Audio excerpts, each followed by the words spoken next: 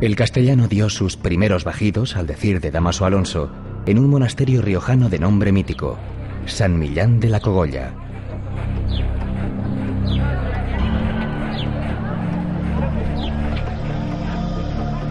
No es casualidad que sucediera en La Rioja, cruce de caminos, lugar de acogida, punto neurálgico de la mitad norte peninsular desde tiempos anteriores a los romanos. Tampoco es casual que ocurriera en San Millán. Sus monjes mantenían enriquecedores intercambios con grupos de mozárabes, cristianos llegados de Al-Ándalus. Allí trabajaban algunos de los más famosos copistas de la época.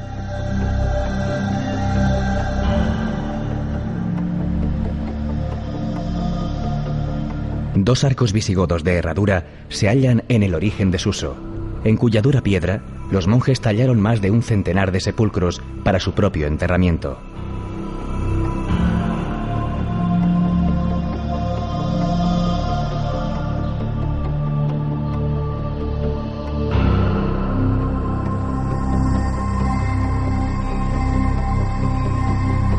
También encontraron aquí su acomodo las tumbas de los 7 infantes de Lara.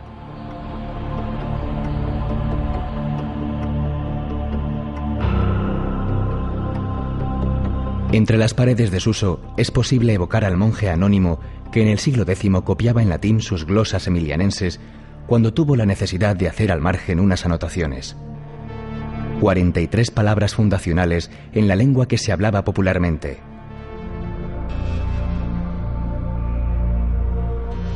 Cono aiutorio de nuestro dueno, dueno Cristo, dueno Salvatore.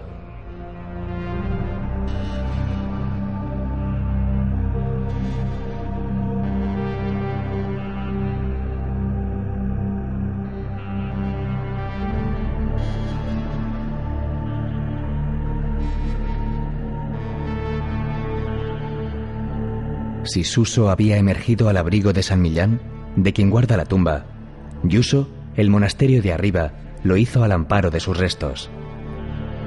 Mediaba el siglo XI y los bueyes que los trasladaban decidieron no caminar más. Pocos años después, en 1076, la comunidad de monjes benedictinos depositaba amorosamente, en el espacio sagrado que García de Nájera había mandado levantar, la arqueta que los contenía. Sus artísticos relieves en marfil narran la vida del santo.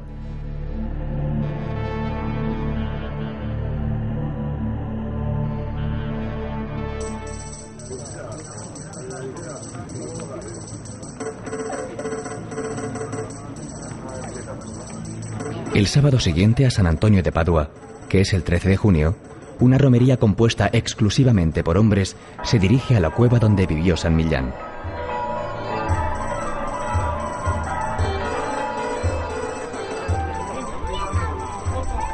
Se llega hasta allí atravesando praderas y hayedos, acompañados por el fragor del río Cárdenas. La excluyente participación masculina se explica porque en el siglo XVI subieron hasta la cueva los varones del valle, preocupados por una epidemia que afectaba especialmente a las mujeres. Dos hombres tuvo La Rioja.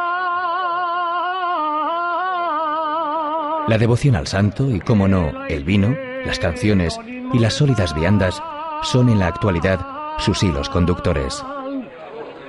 Fue Gonzalo de Berceo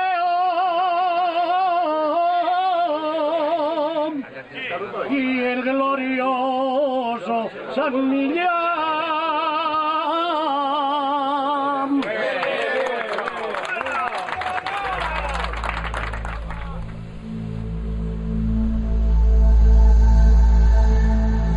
En Gonzalo de Berceo, nacido a finales del siglo XII en las proximidades de San Millán de la Cogolla y educado en el monasterio, tiene la lengua castellana su primer representante.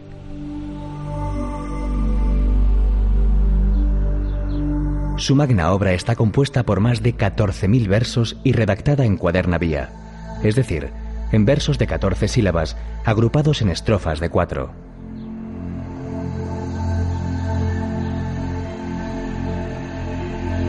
Berceo recuerda a su hijo ilustre con un busto. La inmortalidad de su nombre corre pareja con el aire recoleto, casi medieval, que se respira en este valle alto del río Cárdenas, que tanto trabajo cuesta dejar atrás.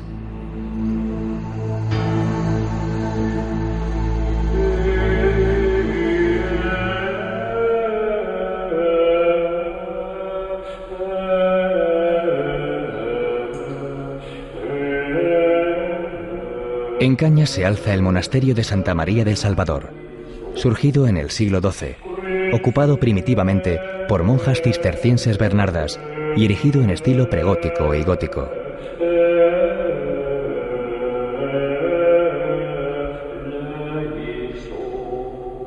En su iglesia destaca el retablo mayor, obra renacentista atribuida a Guillem de Holanda, y el crucificado de la capilla mayor, expresiva talla gótica.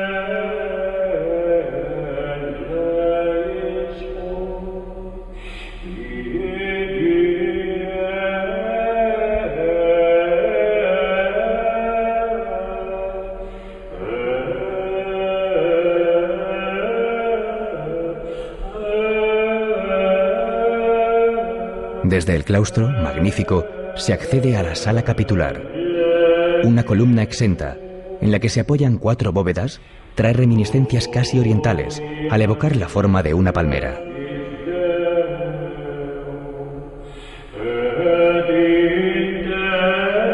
El cenobio femenino, habitado hoy por monjas cistercienses trapenses, acoge el enterramiento gótico de Doña Urraca, su auténtica alma mater.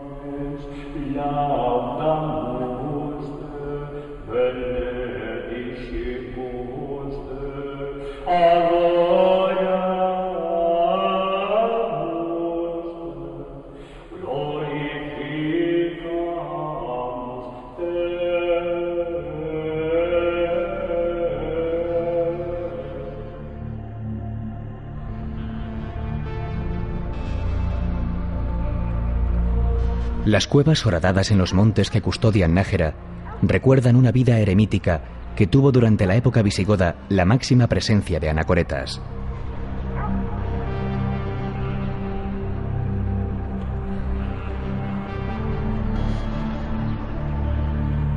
En la iglesia del monasterio de Santa María la Real, un dramático calvario en el que destaca el Cristo gótico corona el retablo mayor barroco, trabajado en nogal bañado en pan de oro. Lo preside una imagen de la Virgen, de finales del siglo XII. En Santa María la Real se combinan gótico, renacimiento y barroco.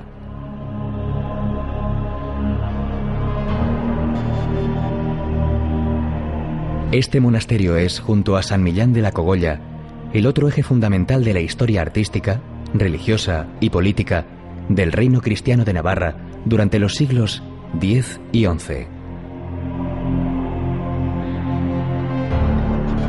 El Panteón Real es el segundo de España, después del Escorial, mientras que el Panteón de los Infantes muestra su joya más preciada, el sepulcro en piedra de Doña Blanca de Navarra.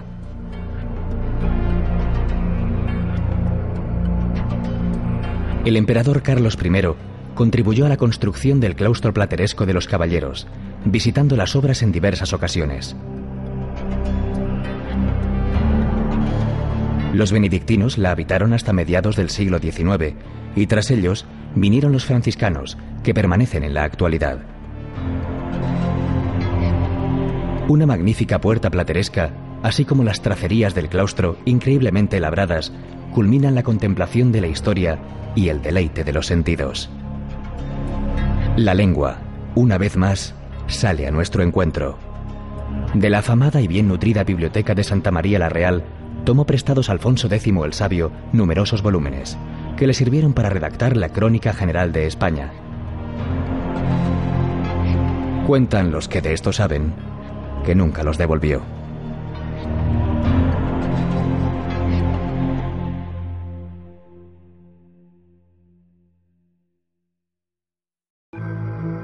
Rioja es sinónimo de vino, de buen vino. Pero el vino, en La Rioja, no tiene que ver solo con la enología, con la artesanía, con la industria, ni siquiera con la cultura. El vino es una manera de entender la vida, una cálida, reconfortante, hospitalaria manera de entender la vida.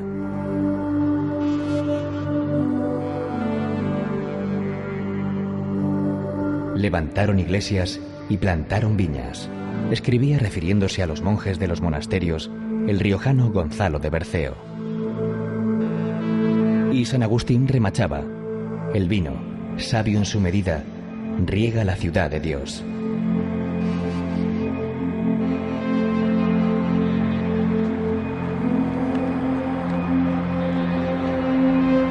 En Briones se alza el Museo de la Cultura del Vino. El recorrido por sus 5 salas de exposición permite una profunda y divertida inmersión en la historia del vino, que es, en cierto sentido, la propia historia de la humanidad. Los utensilios más cotidianos, como vasos, barricas, prensas, botas, sacacorchos o carros, se entremezclan con verdaderas obras de arte. Todo ello bajo la amable supervisión del omnipresente Dios Baco.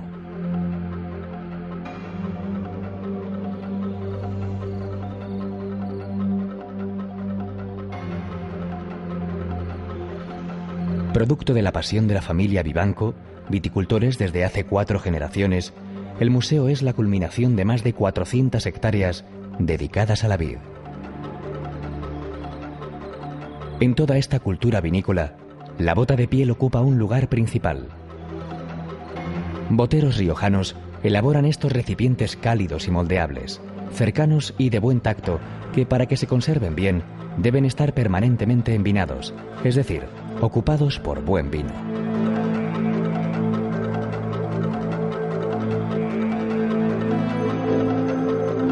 La piel de cabra de la que parten se trabaja artesanalmente. Primero se marcan los patrones que condicionan la forma y el tamaño. Después se echa a mojo, es decir, se mete en agua. Luego se estira con la mano, se plancha, se recorta y se cose. Una vez dada la vuelta se pone a secar, cuidando de que no le dé el aire que, en este punto del proceso, es su peor enemigo. El modo de echarle la pez es fundamental para cerrar perfectamente todos los orificios.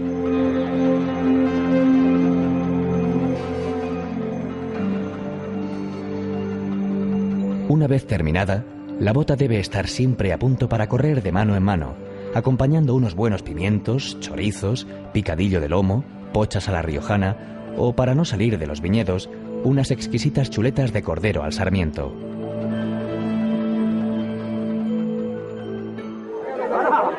El 29 de junio, en la Batalla del Vino, que tiene como escenario los riscos de Bilibio, las botas son protagonistas, aunque no faltan botellas, cubos, garrafones y sulfatadoras para contener los 70.000 litros de vino que se utilizan como festiva y sabrosa arma arrojadiza.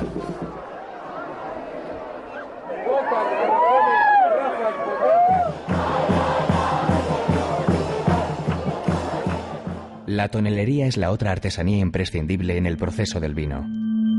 La madera de roble es la materia prima esencial. A sus tablas o duelas se les da una ligera curvatura colocando en la base fondos planos. Para mantenerlas unidas y en la posición correcta se utilizaban unos aros de hierro. Con el fuego que sale de la boca de un horno de tierra se consigue que la madera se haga más flexible y se pueda trabajar mejor. Entonces, mediante un torno, se ejerce presión sobre las duelas, que van ajustándose con arcos o cinchas cada vez más fuertes. Para ayudarse en su tarea, los toneleros cuentan con la azuela, el martillo y su inteligencia.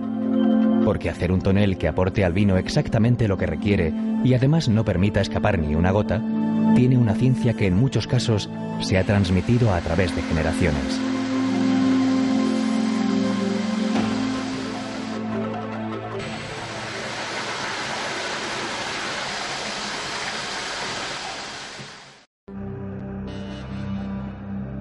Las crónicas hablan de la Tebaida riojana, debido a la intensa vida eremítica que algún día albergó. También hablan de una abadía benedictina medieval.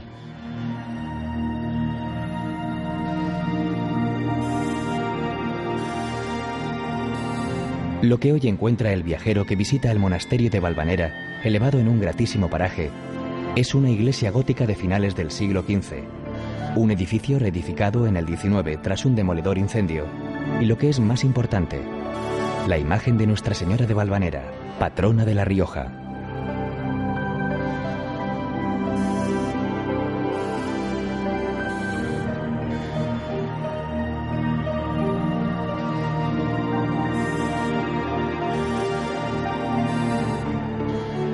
Hasta aquí acuden masivamente los riojanos para venerarla y para disfrutar de hayas, robles, encinas y brezos.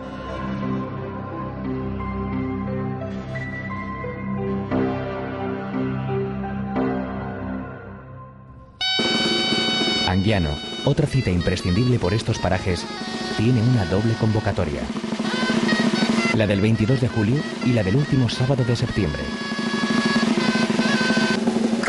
En ambas fechas, por devoción y en honor a la Magdalena, 8 aguerridos danzadores, aupados en zancos de madera de medio metro, bajan las escaleras de la plaza de la iglesia y girando vertiginosamente sobre sí mismos, se tiran por una empedrada cuesta. Los giros interminables de los danzadores adquieren volumen y color con las largas sayas que portan, hinchadas al viento. De fondo, el penetrante y persistente sonido del tamboril y la dulzaina.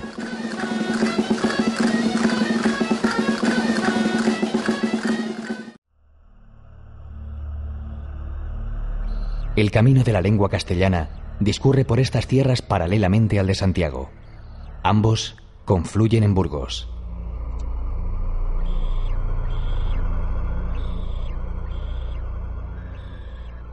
Por lo que respecta al idioma, aquí se produjeron dos hechos fundamentales.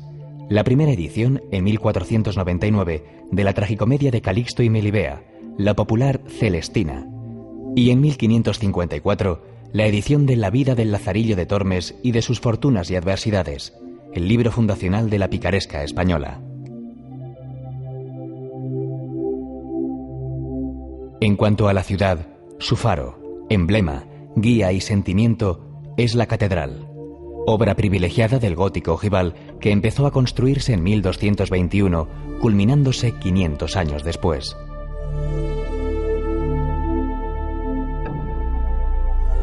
Sus agujas, visibles desde los 4 puntos cardinales, fueron creadas en el siglo XV por Juan de Colonia.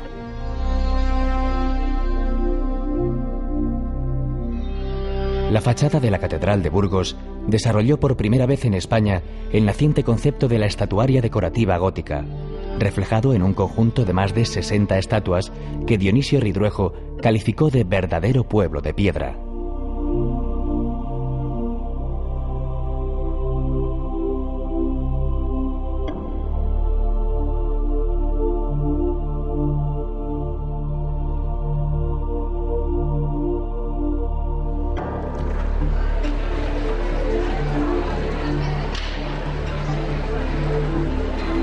El carácter nutricio de Burgos, una de las despensas de Castilla, se refleja en sus establecimientos comerciales, con suculentos escaparates dedicados al buen comer que por aquí tanto se practica.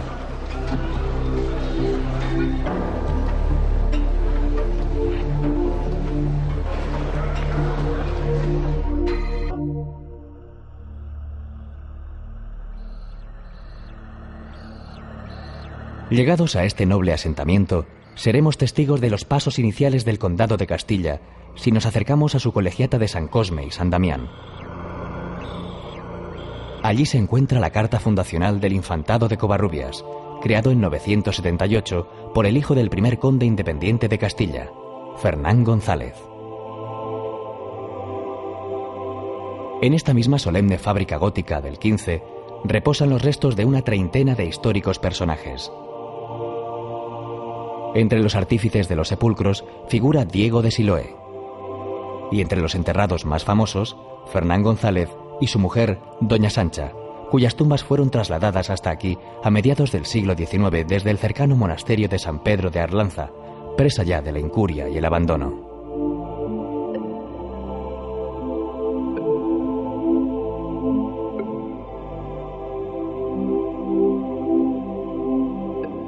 La verdadera joya de la colegiata es el tríptico de los Reyes Magos, espléndida obra hispano-flamenca atribuida a Gil de Siloé.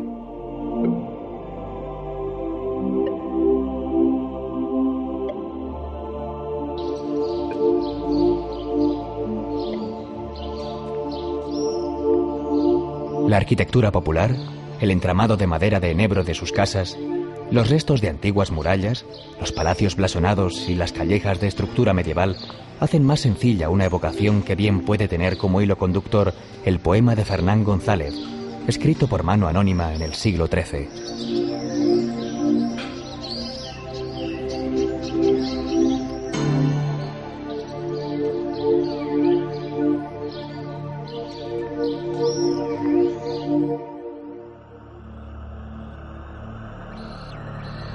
No está en la abadía de Santo Domingo de Silos el códice que contiene el penitencial con las más de 300 anotaciones en lengua romance efectuadas en el siglo XI para facilitar el trabajo de los confesores. En el XIX, el Museo Británico de Londres adquirió las glosas silenses en pública subasta. Allí pueden verse junto a otras obras maestras del arte mundial. Pero sí está su claustro de 2 pisos, una de las más bellas muestras del románico, con capiteles de influencia mozárabe llenos de historias delicadamente labradas y un deslumbrante artesonado de madera policromada.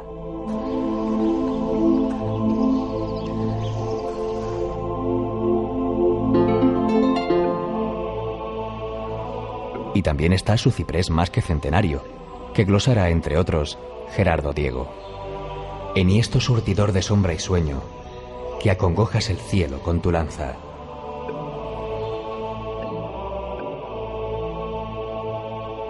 Y están los rezos de los monjes benedictinos elevados en canto gregoriano, y la iglesia neoclásica de Ventura Rodríguez, y la hospedería, solo para hombres.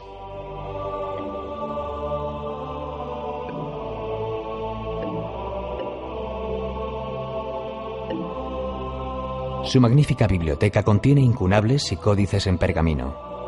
En Silos, el presbítero Juan terminó en el año 945 el comentario a la regla de San Benito, muestra del trabajo de una escuela de copistas y miniaturistas de renombre mundial.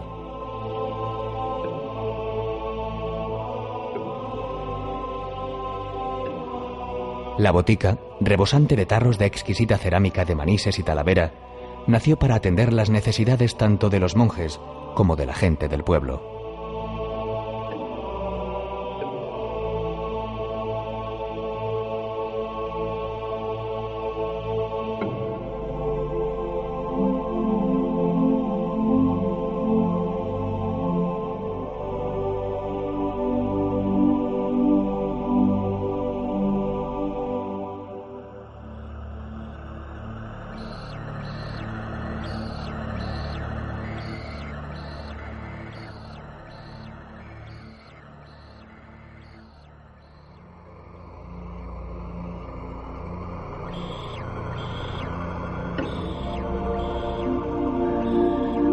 La planta del castillo de Peñaranda de Duero es larga y estrecha, y no por designio de sus constructores, sino por la necesidad de adaptarse a la loma en roca viva en la que se levantó.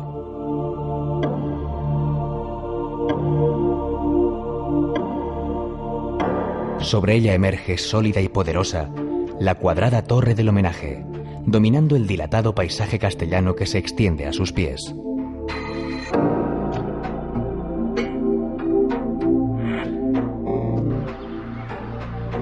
El toque cortesano lo pone abajo el palacio levantado en el siglo XVI por don Francisco de Zúñiga y Avellaneda, cuya espectacular fachada se abre a la Plaza Mayor, ennobleciéndola.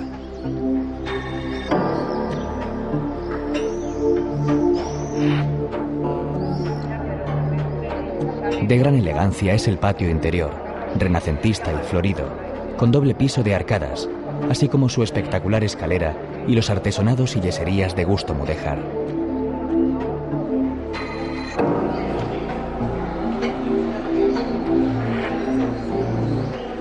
La monumental plaza está presidida por un rollo jurisdiccional gótico y minuciosamente labrado. Gótica, del siglo XV, es también la colegiata de Santa Ana.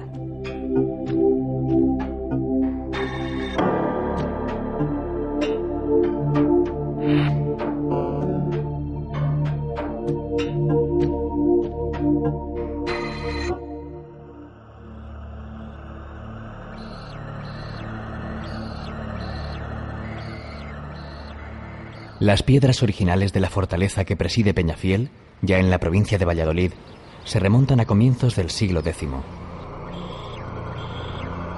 La villa que crece a sus pies tiene el centro en la plaza del Coso.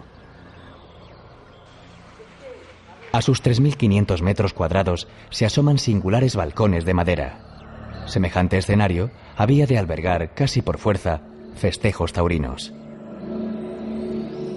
Son famosas en las fiestas de Nuestra Señora y San Roque, en agosto, las capeas con el toro por dentro y por fuera del ruedo.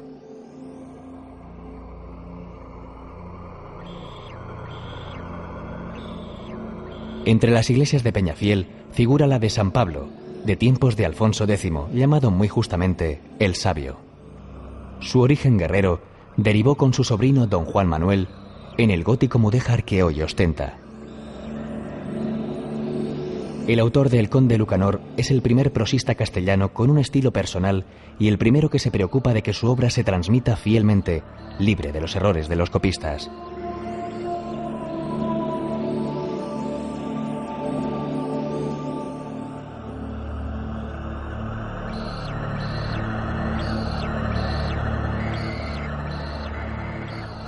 La Plaza Mayor de Valladolid, erigida en tiempos de Felipe II, marca el ritmo vital de la ciudad, de la misma manera que en los siglos XV y XVI marcaba casi el de España entera, ya que aquí se hallaba la corte, cuya pujanza corría pareja a la de la lengua que hoy estudian en su universidad miles de extranjeros.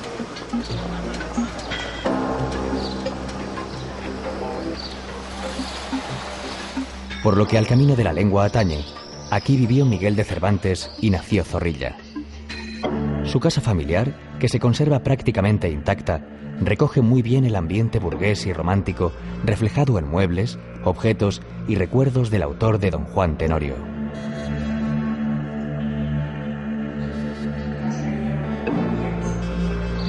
Siglos antes, en 1494, el cardenal Mendoza fundó en Valladolid el Colegio de Santa Cruz, cuya fachada está considerada como la primera obra renacentista de España. El objetivo de este colegio era el de ayudar a los hombres cuya pobre condición económica les impidiera seguir el sueño de dedicarse al cultivo de las letras. Bien podían hacerlo en la esplendorosa biblioteca, en la cual la importancia, el valor y la belleza de los volúmenes corren a la par de la magnificencia del mobiliario y las paredes que los albergan.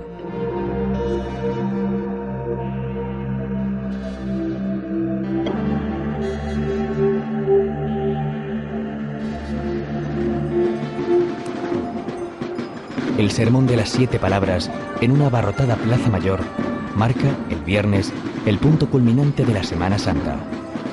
Allí desfilan procesionalmente, entre otras imágenes, un sobrecogedor señor atado a la columna, el Descendimiento y la Veracruz, del genial imaginero Gregorio Fernández, así como la Virgen de las Angustias, conocida popularmente como la Virgen de los Cuchillos, de Juan de Juni.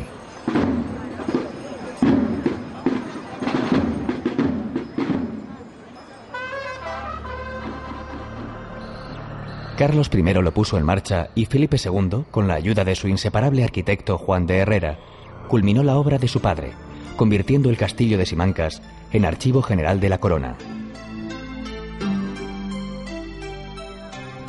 Su medio centenar de salas custodian unos 80.000 legajos.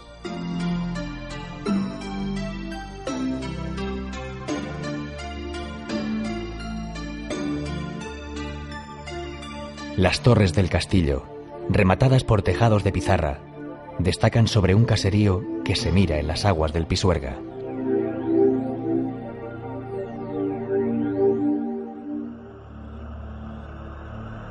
El histórico tratado permanece indisolublemente ligado a Tordesillas.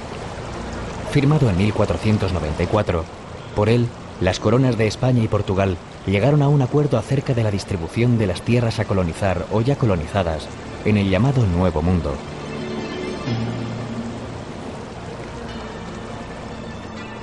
El monasterio de Santa Clara nació en el siglo XIV como palacio del rey Alfonso XI, pero pronto se convirtió por decisión de su hijo Pedro el Cruel en morada de una comunidad religiosa.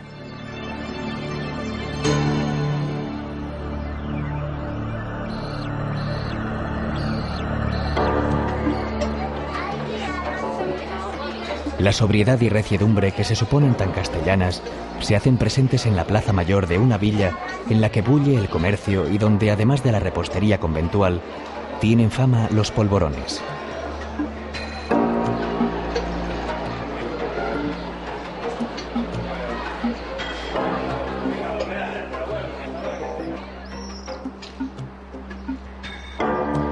En la iglesia Museo de San Antolín se puede ver un espléndido retablo, legado pictórico de Felipe de Mena.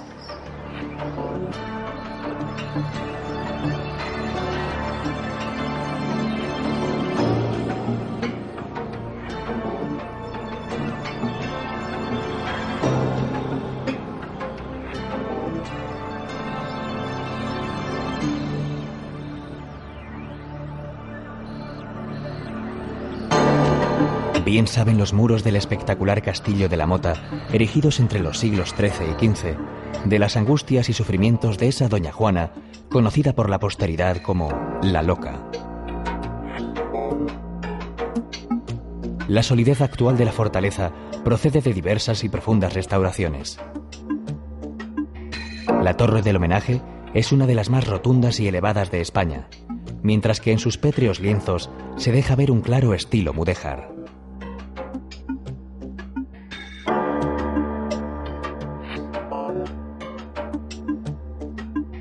A la Plaza Mayor de Medina, escenario de ferias, mercados, transacciones y vida, se asoma la restaurada colegiata de San Antolín. En su fachada se abre un balconcillo plateresco desde el que el sacerdote oficiaba la misa, de modo que los mercaderes pudieran el domingo cumplir con la devoción sin desatender la obligación.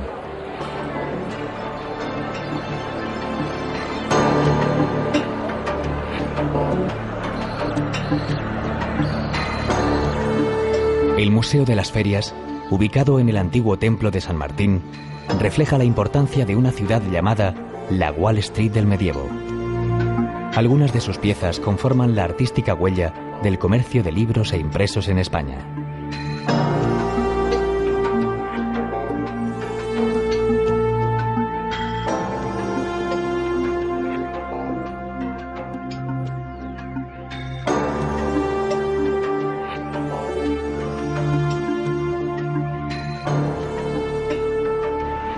A orillas del Tormes, con el perfil urbano dominado por las siluetas de sus dos catedrales, Salamanca enhechiza la voluntad de volver a ella. Así lo sentía Cervantes, y así lo sienten siglos después todos los que de la apacibilidad de su vivienda han gustado.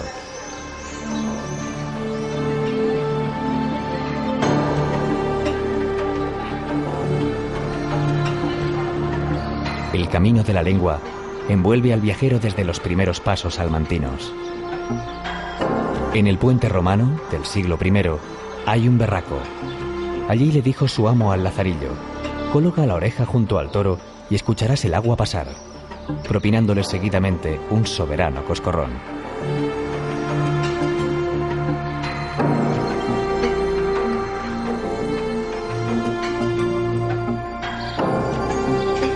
La estatua de Fray Luis de León preside el plateresco patio de las escuelas frente a la espectacular fachada de la universidad, en cuya capilla está enterrado.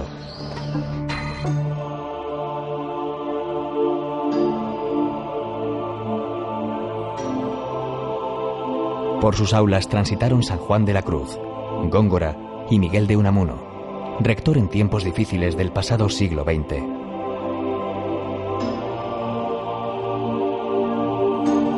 Otro de sus catedráticos, Antonio de Nebrija, editó en Salamanca, en 1492, la Gramática de la Lengua Castellana, con la que se fijaron por primera vez las normas de uso del castellano.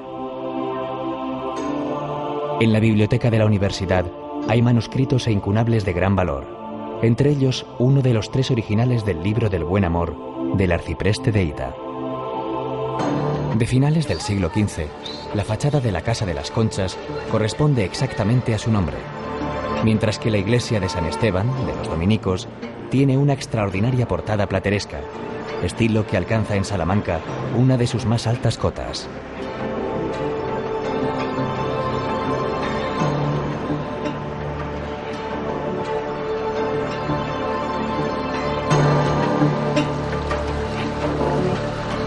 El barroco se impone en el claustro de la clerecía, prolongándose en la Plaza Mayor, trazada por Churriguera en el siglo XVIII.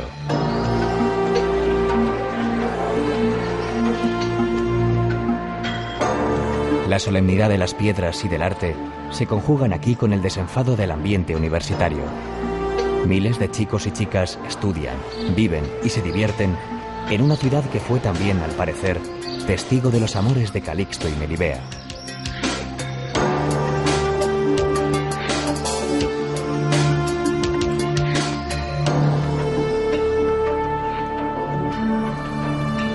El camino de la lengua se despide así entre fuentes, árboles, bancos, rincones y parterres, custodiado por la antigua muralla y sobrevolado por las torres de las catedrales.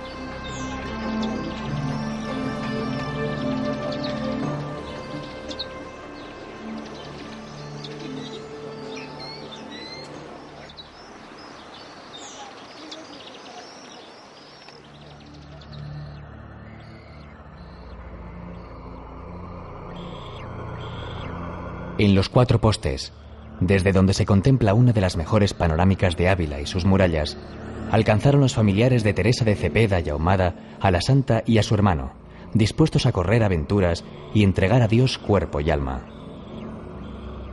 Ese carácter decidido y apasionado la acompañó durante toda la vida, parte de la cual discurrió en la ciudad de su nacimiento.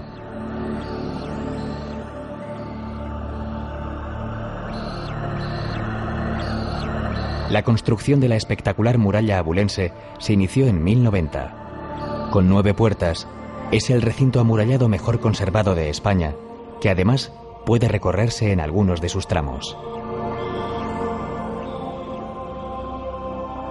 La Catedral de Ávila, con mezcla de estilos románico y gótico, está inmersa y ceñida por una ciudad que despierta lentamente cada mañana y donde gran parte de la actividad discurre en la peatonal calle de los Reyes Católicos. A ella se abren comercios tradicionales, con escaparates en los que se exhiben ordenadamente embutidos caseros, quesos artesanos de Candeleda, judiones del Barco, chocolates y yemas de Ávila, vino de Cebreros y la exquisita torta del Casar, manjares para degustar in situ o llevar como recuerdo.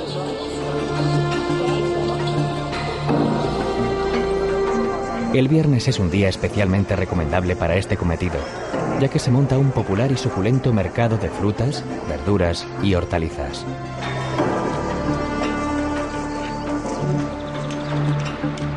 Los textos de Santa Teresa son sin duda un aspecto fundamental de su legado. Por algo es la patrona de quienes escriben en castellano. La ciudad está llena de huellas de Santa Teresa, en forma de conventos y estatuas. Varias iglesias, románicas y hermosas, jalonan el recorrido. Ajenos a lo que ocurre a su alrededor, las grajas y estorninos regresan al interior de las murallas cuando cae la tarde.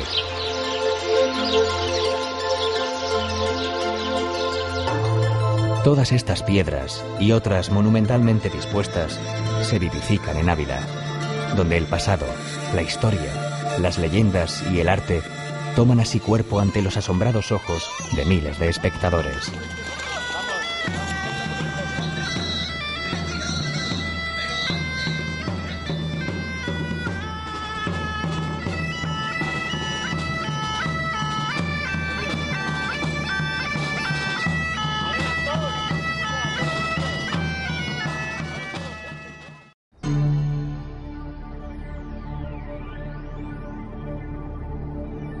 El pasado, la cultura, la historia y el presente de este camino de la lengua se hacen naturaleza desbordante apenas a 2 kilómetros del monasterio de Santo Domingo de Silos. Es el desfiladero de la Yecla, garganta excavada en la roca caliza de las peñas de Cervera por los efectos de la erosión. Allá, al fondo, discurre un arroyo llamado Cauce, afluente de un río llamado Mataviejas. Los topónimos en castellano no pueden ser a veces más expresivos. Su angostura se lo pone difícil a los rayos del sol. La mano del hombre, sin embargo, se lo ha puesto fácil a los visitantes actuales, que pueden conocer el profundo Tajo gracias a una estrecha plataforma.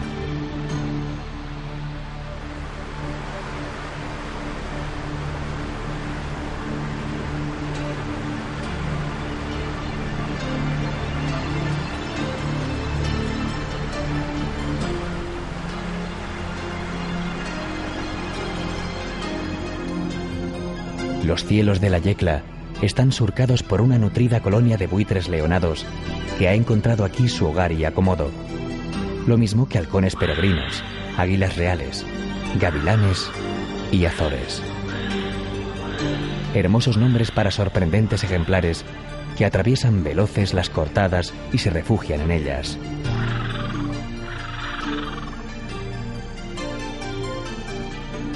Los sabinares de la Arlanza, compuestos por árboles más que centenarios, impresionantes en su resistencia y fortaleza, figuran entre los más extensos y mejor conservados del mundo.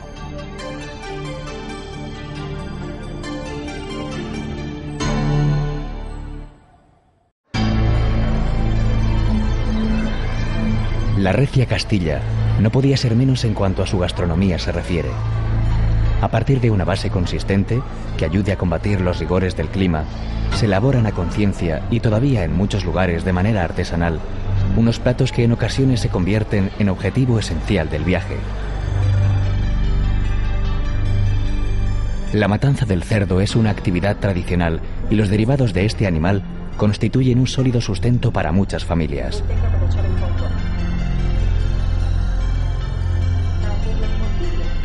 Las célebres morcillas de Burgos son un souvenir gastronómico imprescindible, así como el queso de Burgos, de oveja, fresco, blanco y sin corteza.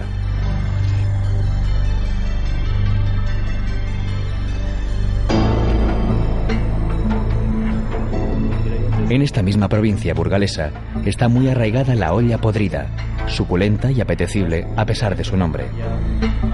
En el siglo XVII, Covarrubias, en su Tesoro de la lengua castellana, dice de ella: la que es muy grande y contiene en sí varias cosas, como carnero, vaca, gallinas, capones, longaniza, pie de puerco, ajos y cebollas. Púdose decir podrida, en cuanto que se cuece muy despacio, que casi lo que tiene dentro viene a deshacerse, y por esta razón se puede decir podrida, como la fruta que madura demasiado.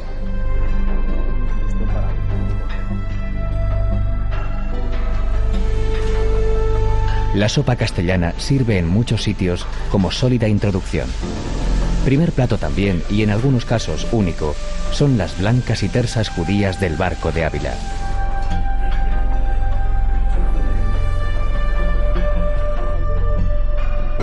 Después, si se tiene fuerza para ello, puede venir un lechazo.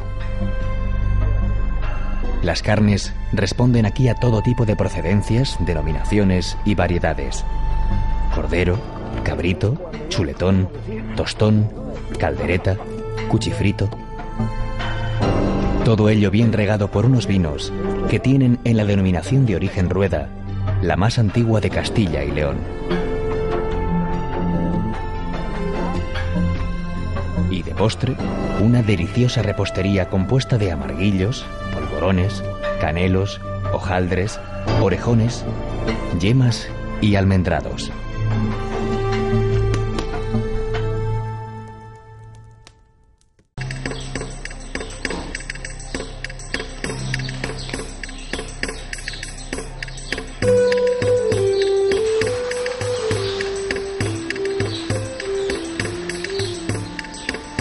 Mucho han cambiado los tiempos, por fortuna, para la artesanía. En lo esencial, sin embargo, sigue siendo lo mismo. Manos llenas de sabiduría que elaboran pacientemente objetos hermosos y útiles, generalmente con materias primas de la zona.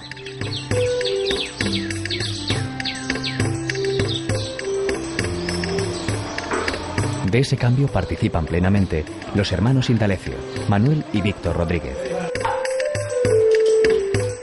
Su taller, Artesanos del Calzado, en Tordesillas, Valladolid, tiene hasta página web en internet. La familia, encabezada por Julián Rodríguez, el padre, se dedica a esta actividad al menos desde 1860.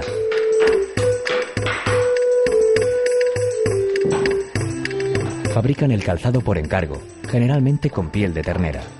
Entre los modelos más apreciados está el boto rociero o boto campero, que realizan, según sus palabras, moldeado, empalmillado, montado y punteado a mano. Todo con cabo, dado de pez y cera virgen, que proporcionan una gran flexibilidad, comodidad e impermeabilidad.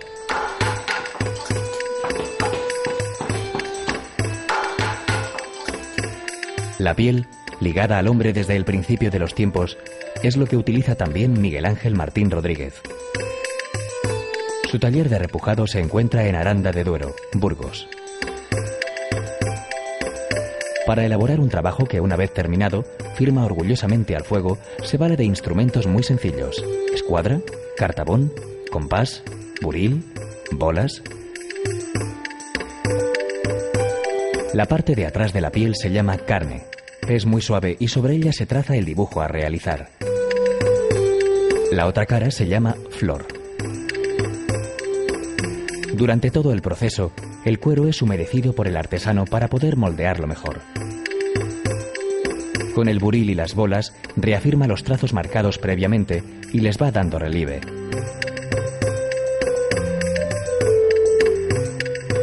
Una vez terminado, se pinta con anilinas. Estos repujados en cuero ennoblecen todo tipo de piezas, muchas de ellas destinadas a la decoración.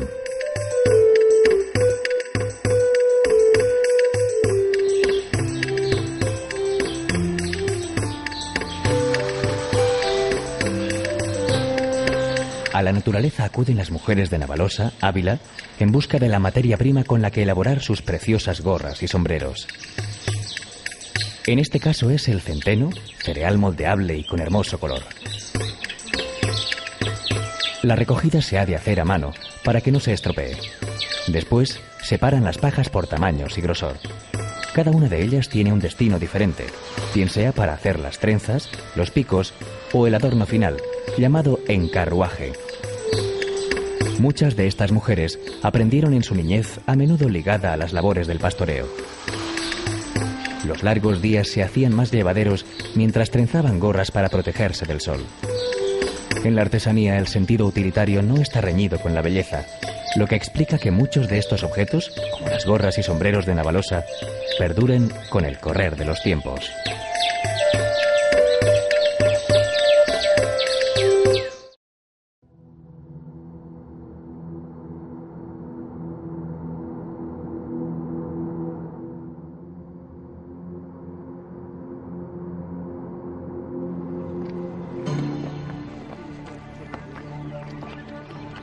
Desde un asiento labrado en la roca, vigilaba Felipe II las costosas, monumentales y prolongadas obras del monasterio de El Escorial.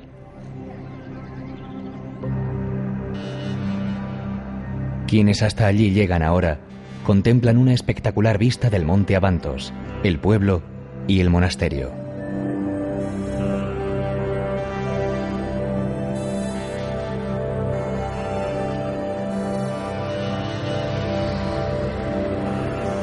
Todo en El Escorial es pura simbología, empezando por su emplazamiento y terminando por su forma.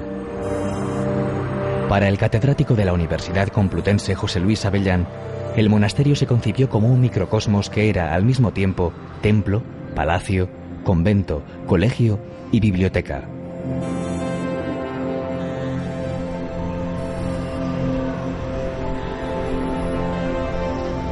Ese espíritu se corresponde además con la personalidad de sus dos arquitectos, Juan Bautista de Toledo y sobre todo Juan de Herrera, amante y conocedor del ocultismo, la astrología y la alquimia. Entre las joyas que custodia su extraordinaria biblioteca se encuentran el Códice Albeldense, del siglo X, 2 de los 4 códices que contienen las cantigas de Santa María, escritas por Alfonso X el Sabio en el siglo XIII, y obras autógrafas de Santa Teresa de Jesús. Al atardecer se puede ver en alguna de las torres un resplandor dorado que la leyenda atribuye a un gesto de dignidad y arrogancia frente al embajador francés, quien no creía que el imperio español pudiera culminar tan faraónica obra. Cuenta el eco legendario que Felipe II, además de demostrar que había dinero, se permitió el lujo de rematar la construcción con ladrillos de oro en la torre central y en 2 laterales. La realidad es que el fulgor vespertino procede de las tapas de bronce dorado de unos relicarios colocados en ellas.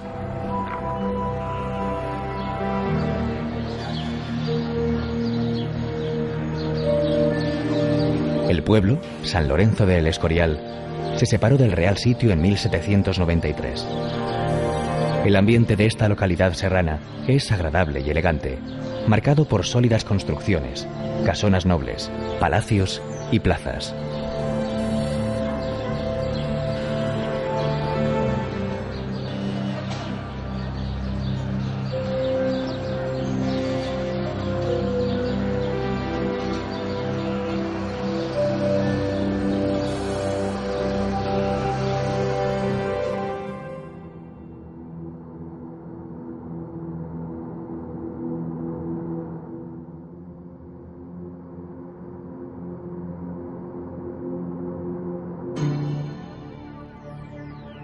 Tiene el castellano un escritor indiscutible y un libro de referencia, Miguel de Cervantes y su ingenioso hidalgo Don Quijote de la Mancha, la obra fundacional de la novela moderna. El camino del castellano ha de recalar por fuerza en Alcalá de Henares, donde en 1547 vio la luz el llamado Príncipe de los Ingenios. Aquí se conserva la casa natal, convertida en museo, que alberga una magnífica colección de ediciones cervantinas.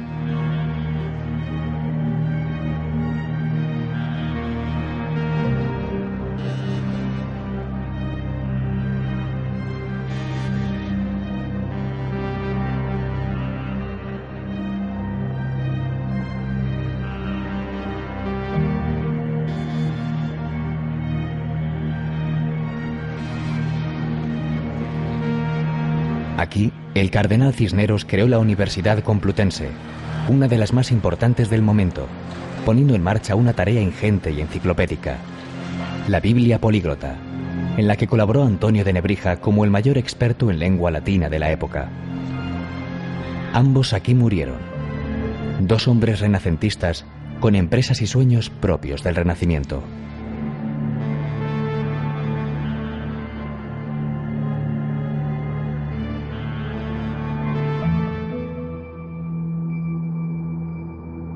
Madrid es una ciudad viva y desbordante, hospitalaria, mestiza y llena de luz. Una ciudad que parece no dormir nunca, pero que a pesar de ello, se despereza suavemente cada amanecer. El camino de la lengua castellana tiene en la Biblioteca Nacional uno de sus templos.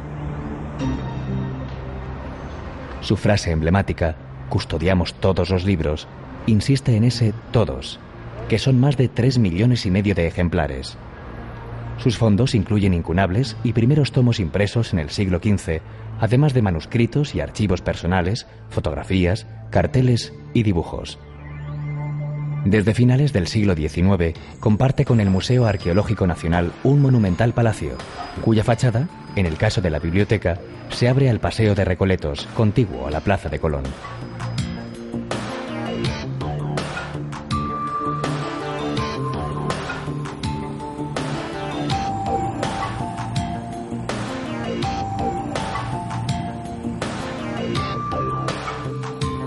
El Madrid de la lengua, del idioma, tiene en el barrio de las letras su lado más castizo y popular.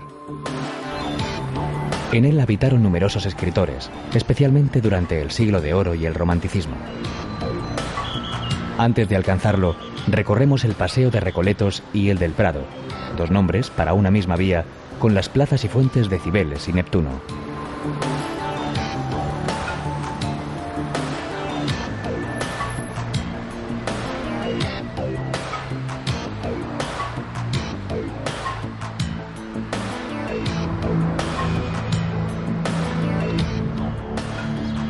En esta zona, la más elegante de la ciudad, dejaron su sello el rey Carlos III y sus arquitectos favoritos, Sabatini, Villanueva y Ventura Rodríguez.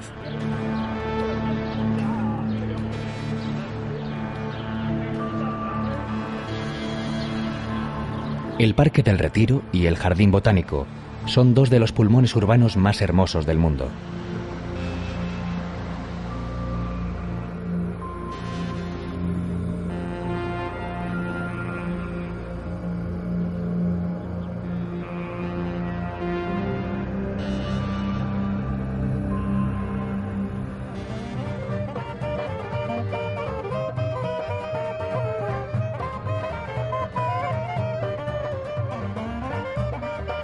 El Retiro se convierte cada primavera en escenario de una multitudinaria feria del libro.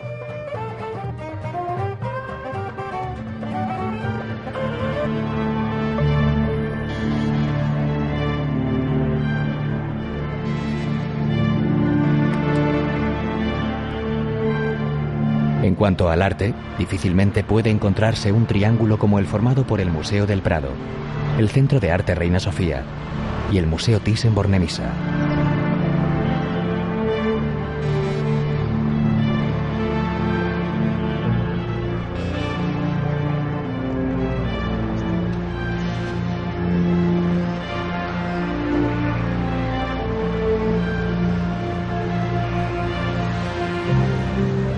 En la imprenta de Juan de la Cuesta se llevó a cabo en 1605 la primera edición de la primera parte del Quijote, custodiada en la Biblioteca Nacional. El barrio de las Letras conserva las huellas de numerosos escritores y de sus obras. Muchas de sus calles son peatonales.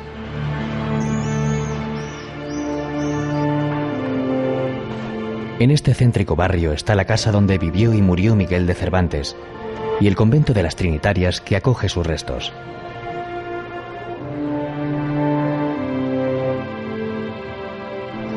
También la vivienda que alojó a Lope de Vega, enterrado en la iglesia de San Sebastián.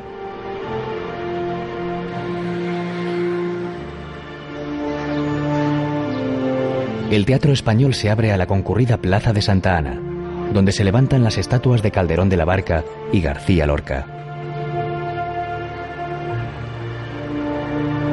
El Ateneo, en la calle Prado, nació en 1865 como sociedad científica, literaria y artística, y se ubica en un singular edificio modernista. El Callejón del Gato y sus espejos fue inmortalizado por Valle Inclán en Luces de Bohemia. El madrileño barrio de las Letras tiene además viejos cafés, librerías antiguas y hermosas, fachadas decoradas con azulejos, botillerías, establecimientos castizos para degustar patatas bravas y gallinejas o tripas de cordero lechal fritas en sebo.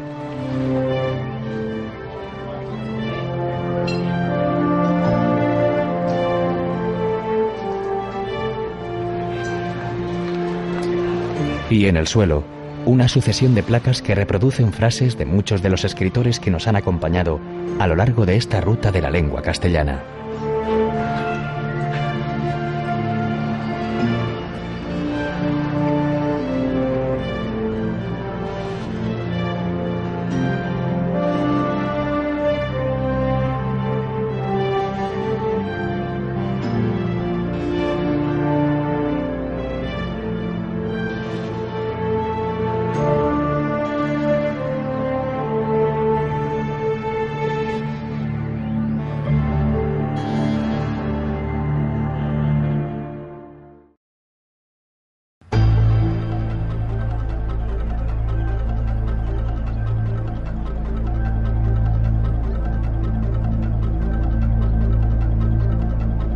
Madrid está cerca, pero quienes se adentran por estos parajes serranos no tienen que hacer demasiado esfuerzo para olvidarse de la gran urbe y su vorágine.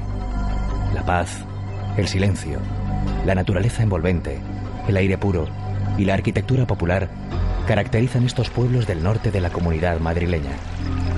Esta Sierra del Rincón declarada por la UNESCO Reserva de la Biosfera.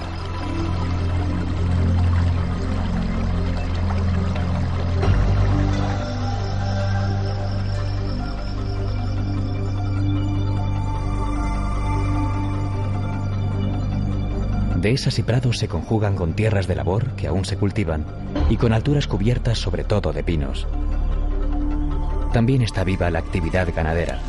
rebaños de cabras que a veces, y por fortuna, obligan al automovilista a adaptarse a su ritmo.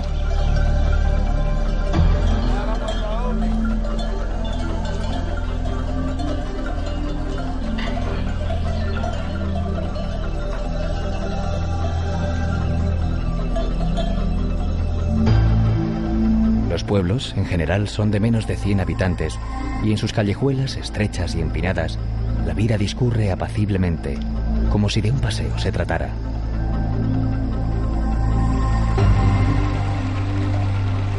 Uno de los tesoros más conocidos es el hayedo de Montejo, donde además de hayas hay acebos, abedules y robles, salpicados de helechos, hiedra y madreselva en los lugares más húmedos.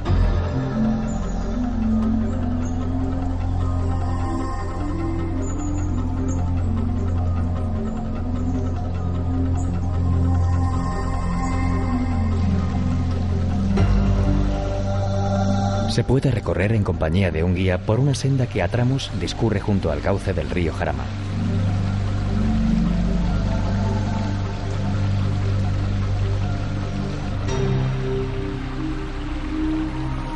La caducidad de las hojas hace que este bosque, uno de los hayedos más meridionales de Europa, se muestre especialmente vivo, cambiante, multicolor.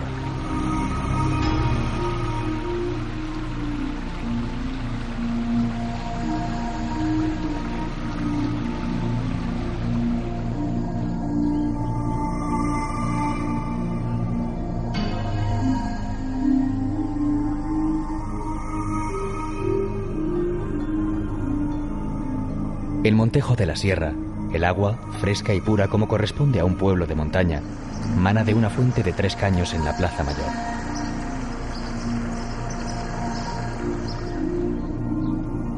Sobre el caserío, destaca la espadaña de la iglesia de San Pedro.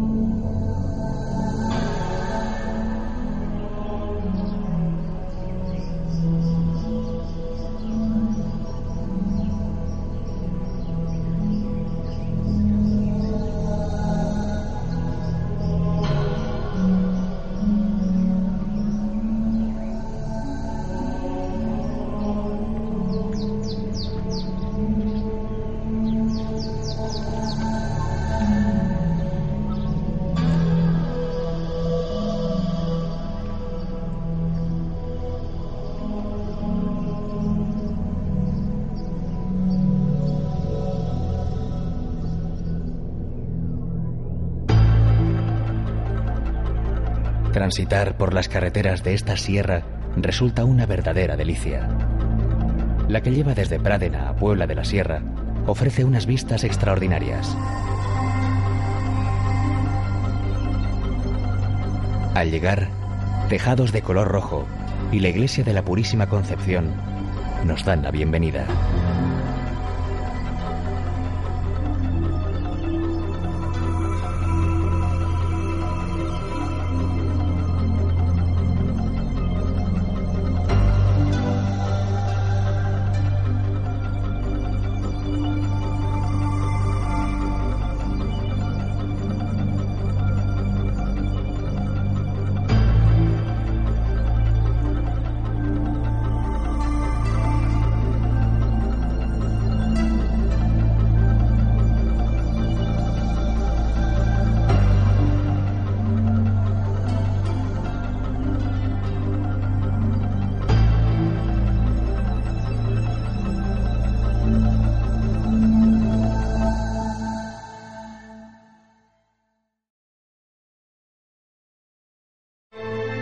Ordenar palabras no es sino una manera bella y creativa de tratar de ordenar la vida. Cuando esa tarea se convierte en libro, contenido y continente conforman un objeto que en muchos casos puede calificarse de artístico. Para lo primero están los escritores, para lo segundo, los encuadernadores. A lo largo de la historia, la encuadernación ha sido definida de muchas maneras, a cual más sugerente. Noble arte de proteger el libro y engalanar sus vestiduras, dice una. Y otra añade: la encuadernación es un arte milenario, gloria, blasón y escolta majestuosa del libro. Y aún hay una tercera: encuadernar es el arte de cubrir el libro según su carácter, mérito, valor y destino.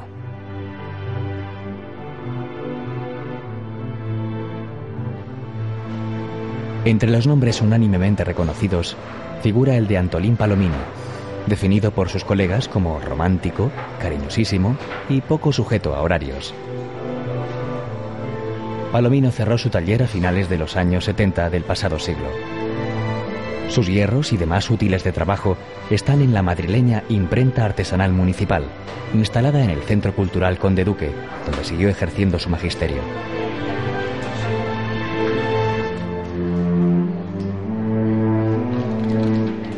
Plegar, alzar, coser, enlomar, encartonar, biselar, bruñir, dorar, jaspear, estampar.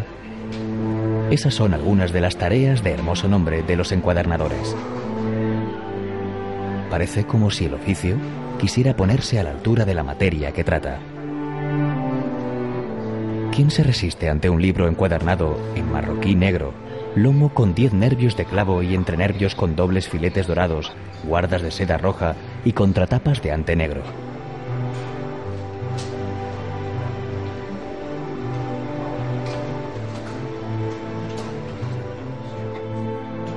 A la sensualidad del objeto se suma así la sensualidad del lenguaje.